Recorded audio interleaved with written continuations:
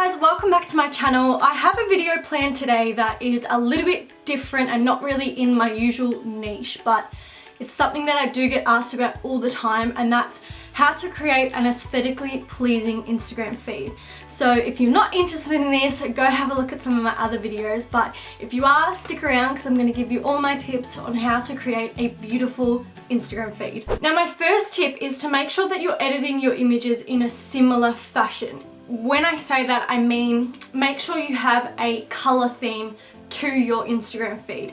There are a few ways that you can go about doing this. The first way is the way that I do it, and that's through Lightroom. Now you do have to pay for a subscription and develop your own presets or go and purchase someone else's. I have my own presets that I use, and I use the same one or a similar one that I adapt to suit my feed to make sure that my images look the same.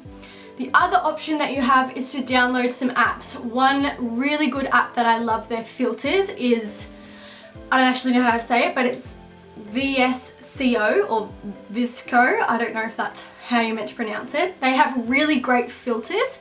And another app that I really like for, I don't like their filters as much, but they have grain filters and dust filters and light filters, and that's Afterlight. So you can download both of those on just the App Store, and that will really help you to create a coherent feed so that your images look nice together because they're all the same color. There's nothing worse than a feed that has different colored blues, different colored greens, different lighting. So getting them all a similar color will really help to create a beautiful feed. And when you are thinking about your theme and the colors that you want to have on your Instagram feed, make sure that they are achievable. That might not make sense to you if you haven't had a theme before, but if you, say for instance, have a house, like me, that is brick, the rest of the house is dark, there's no white in this house whatsoever except for in this room,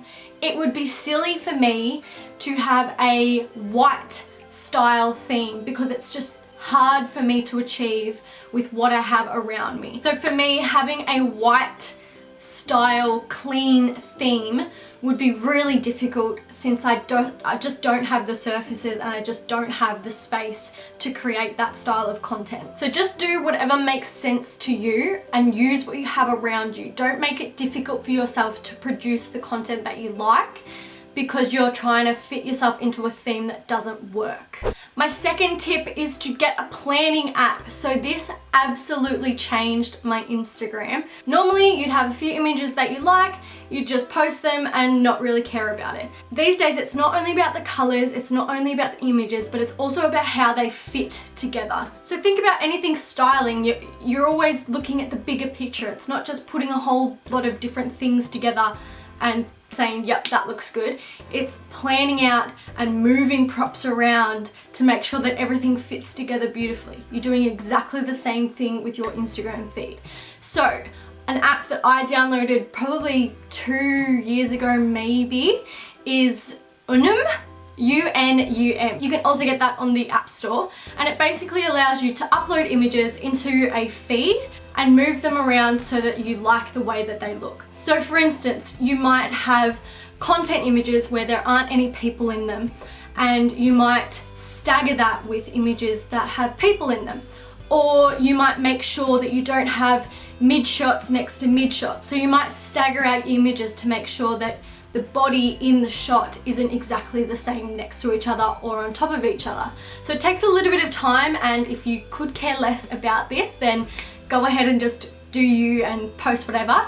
But this is if you really care about how it all looks and you want it to look perfect. Download a planning app so that you can move everything around and get your feed looking exactly how you want it to look before you go ahead and post it. On top of that, you can have a think about a style that you might want to post. Some people, and I do this now, don't really have a pattern to my Instagram feed, but there are people that like to have a pattern. The only caution I will give you is that having a pattern will limit you in terms of what you can upload at a certain time.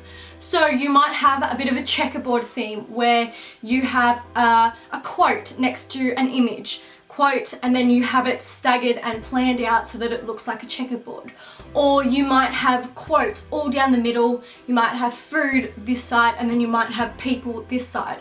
So you have rows. Or another one might be something that I'm doing on my photography page where you have 3 images that are connected in some way. So for me, it's a photo shoot that I've done. So I'll upload 3 images that are from the one shoot, and then the next row will be a completely different shoot. So they're unrelated, but the rows work together. So I hope that makes sense. Some final tips on creating a beautiful Instagram feed. Make sure you are producing your content on a high quality device, whether that is a new iPhone with their portrait modes, etc., or on a DSLR. I shoot everything on a camera.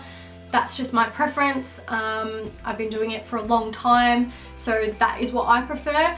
But making sure that it is high quality so that when you are editing, it doesn't come up super blurry, or you don't get those ugly lines through it. You'll understand if you've ever edited a poor quality photo.